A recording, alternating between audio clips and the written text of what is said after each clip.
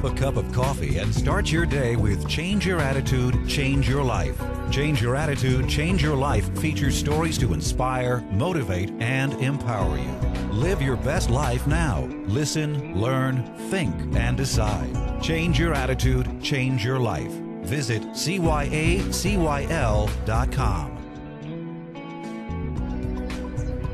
Welcome to Change Your Attitude, Change Your Life. I'm Joan Herman. Thanks for tuning in. Just about every one of us has been touched by cancer. I know I certainly have. Today's guest, Dreher, has too. His younger sister, Ruthie, was diagnosed with terminal cancer when she was 40 years old. Ruthie was a middle school teacher, mother to 3 young girls, and the wife of her high school sweetheart. Rod is the author of the book, The Little Way of Ruthie Leming, A Southern Girl, a Small Town, and the Secret of a Good Life. Ruthie's story is not just about a young mother who was diagnosed with cancer. It's the story about the way in which she faced her disease and lived her life. It's a story about the lessons that she taught. It's the story of the lives she touched and the coming together of a community. Ruthie's story teaches us that faith, compassion, and love are the foundations of life, and that we're all here to care for one another. Ruthie's story forces us to evaluate the things that matter most. Welcome, Rod. Thanks for joining us today.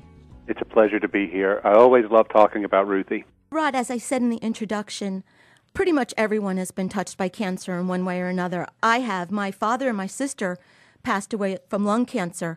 So your book really hit home for me, and it was a beautiful read and very difficult to read at some time for me, but I'm very happy that you're here, and it was a beautiful story, and I think that it's an important lesson that we all need to hear and to learn. So thank you for being here.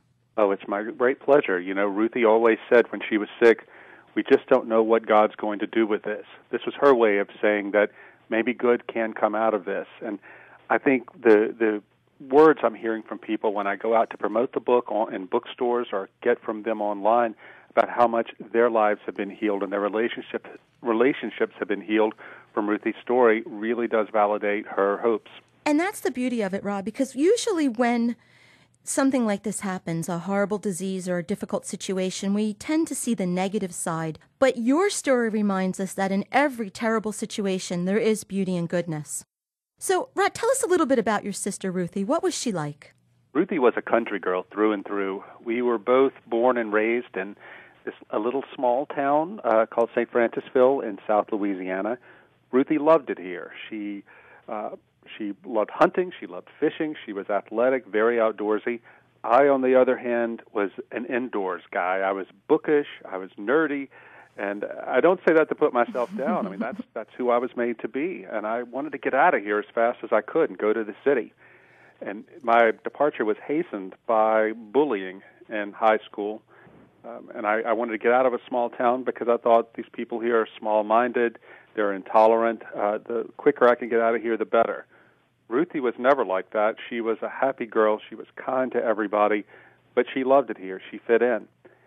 And that was fine with me. You know, she came back here and taught middle school and raised her family here. She built a house in the country across from our mom and dad. But my life was elsewhere. And I ended up in New York. I was in Washington and Miami and Philadelphia, having a big career as a journalist. And life was good until she was hit by cancer at the age of 40. An important element of the story, as you just said, you moved away and you went to New York. And when you went home, when you went back for those holidays, it wasn't always a welcome feeling for you. They kind of looked at you a little bit like, you know, he's a New Yorker now.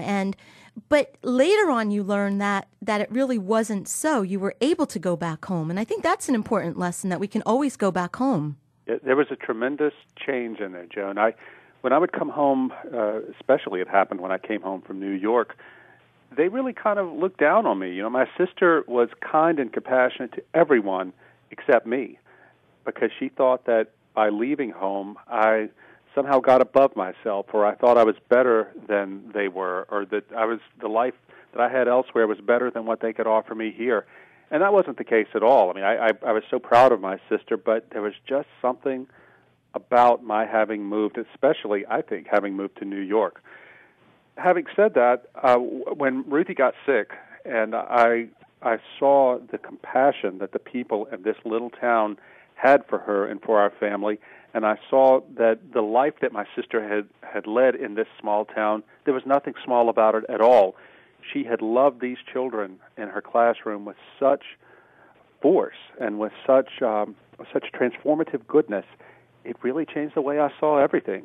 And Ruthie and I did try to talk a little bit about our own issues, and she didn't want to talk about it because I thought she had forgiven me for everything, all the teasing I had given her when we were kids. Mm-hmm. And it was a lot more complicated than that. But what wasn't complicated was seeing the goodness of the people of the town. And I had to reckon with the fact that the same communal bonds that held me down and held me back when I was a teenager were the only things holding my family together during this time of crisis. And what's so interesting is, and this is something that I know we all miss, that love, that compassion, that was there all along. And yet, when you were away, you didn't see it. It was right in front of you, but you didn't see it, did you? That's right. And one important point about the book is it's not like this only happens in small towns. I was living in Brooklyn on 9/11, and you remember this, New York, all of New York City became a small town in that way.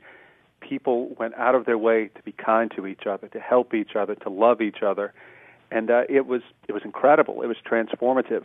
Of course, we forget that. We forget with the passage of time and the return of normality who our neighbors are, and we forget to be kind to our neighbors. But it's harder to forget when you live in a small town and you see everybody all the time. It's one of the bad things about living in a small town is everybody knows your business.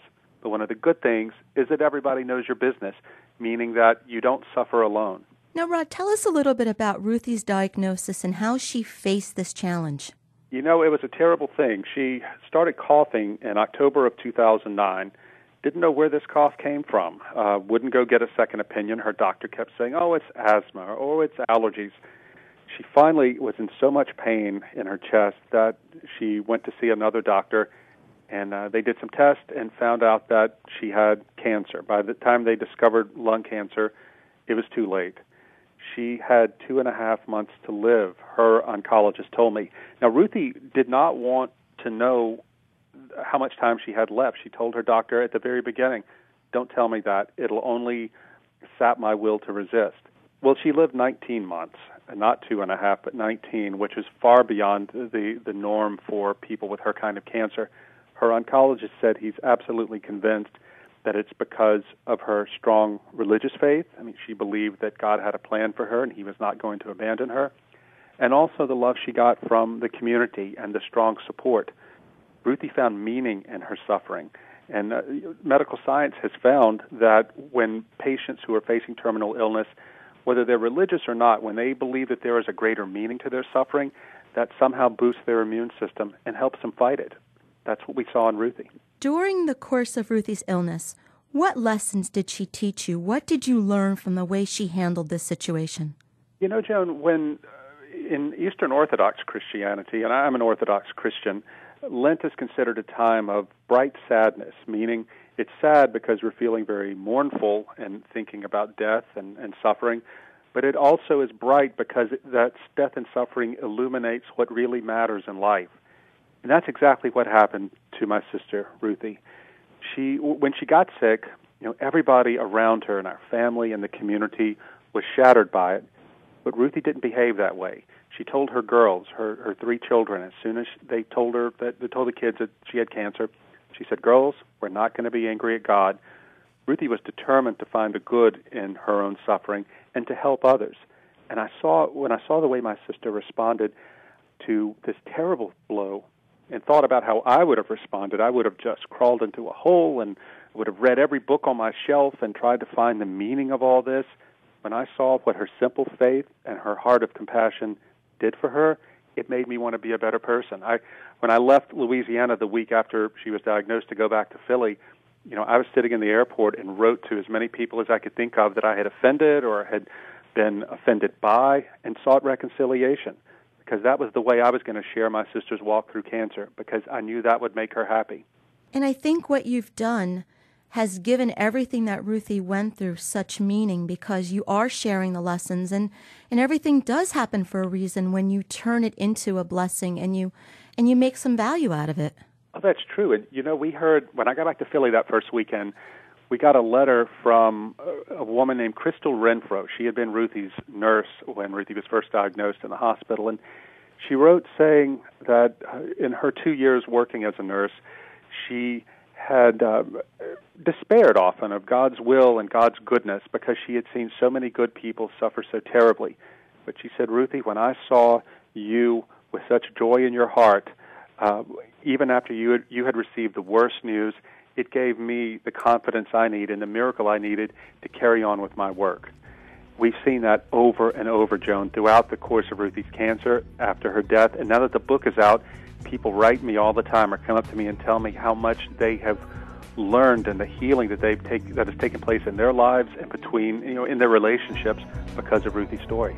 And I think that's a wonderful place for us to take a break. So we're going to take a break for this week's Good Life Tips. Stay with us for information to help you make the positive life changes that we talk about on the show. When I return, I will continue my discussion with Rod Dreher. Stay with us. We'll be right back. Welcome back to Change Your Attitude, Change Your Life. I'm Joan Herman.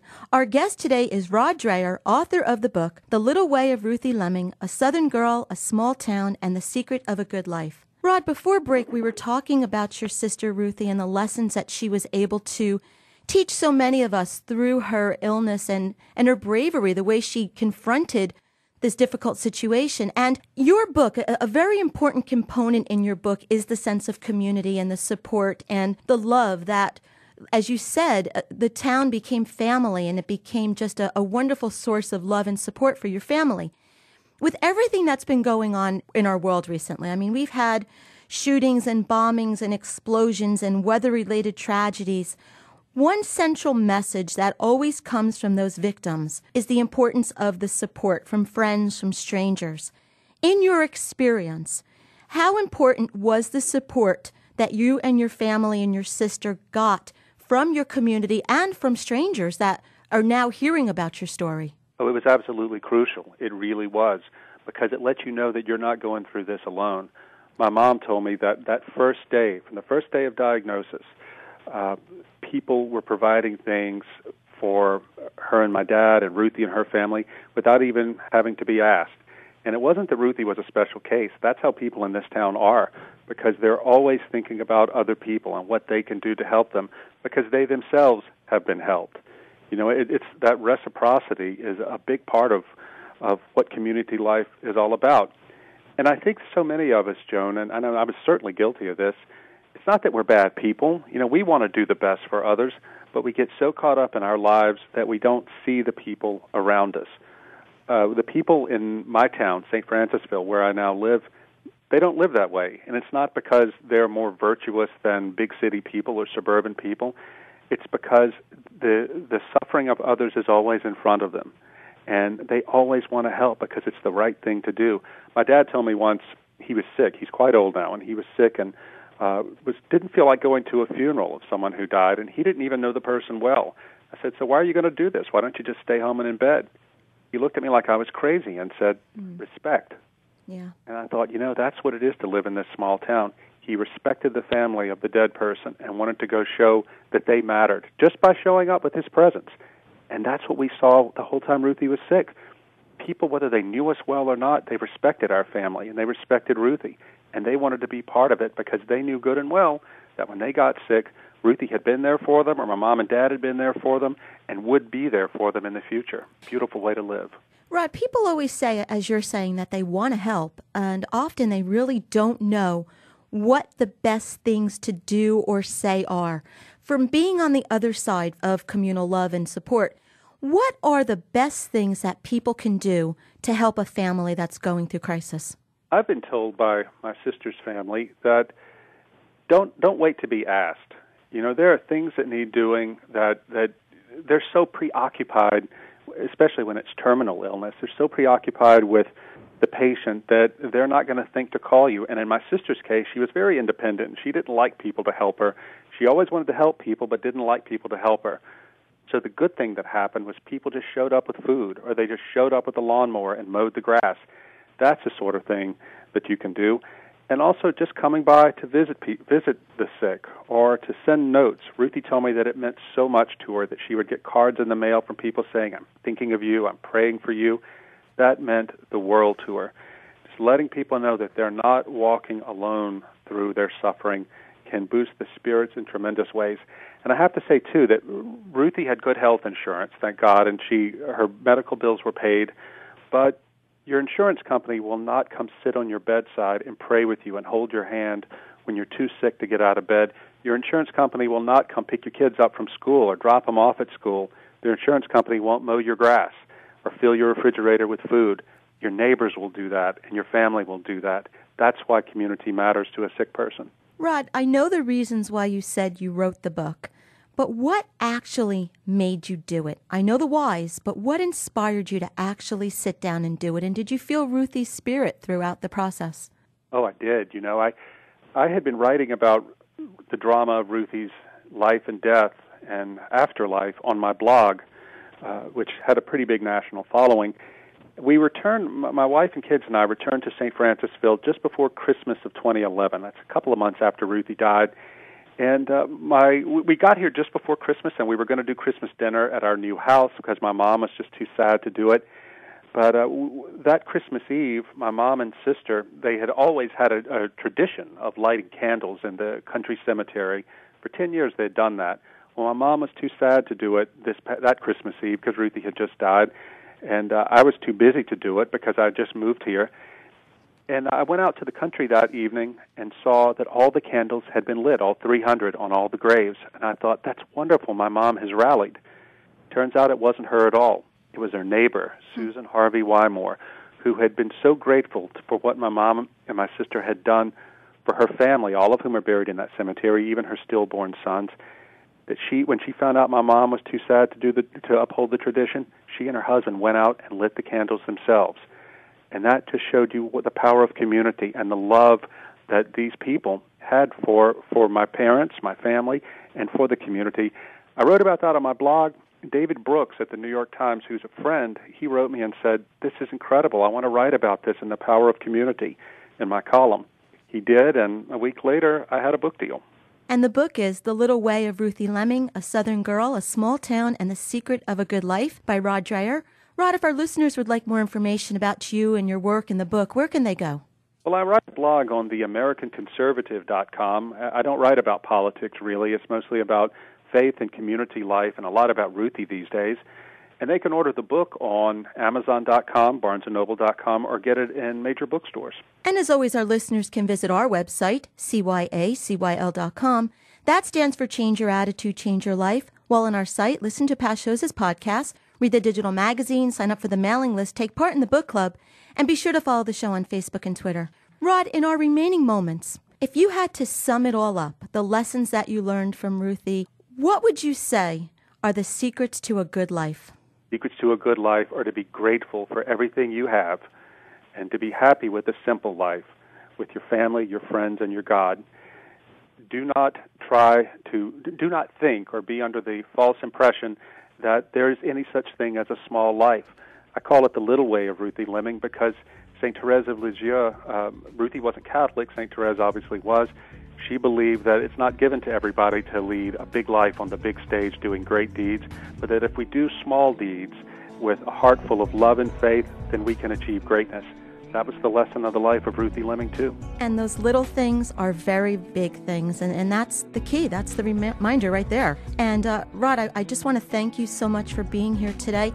As I said, having had a father and a sister that both passed away from lung cancer, I really found your book very poignant, and it was beautiful, and it spoke to me. And the lessons are definitely things that we all need to hear and be reminded of over and over again. So thank you for writing the book. Thank you for joining us, and thank you for sharing what Ruthie taught you with the world. Thank you. Joan, it's been an honor and a pleasure. Thank you. This is Change Your Attitude, Change Your Life. I'm Joan Herman. Thanks for tuning in.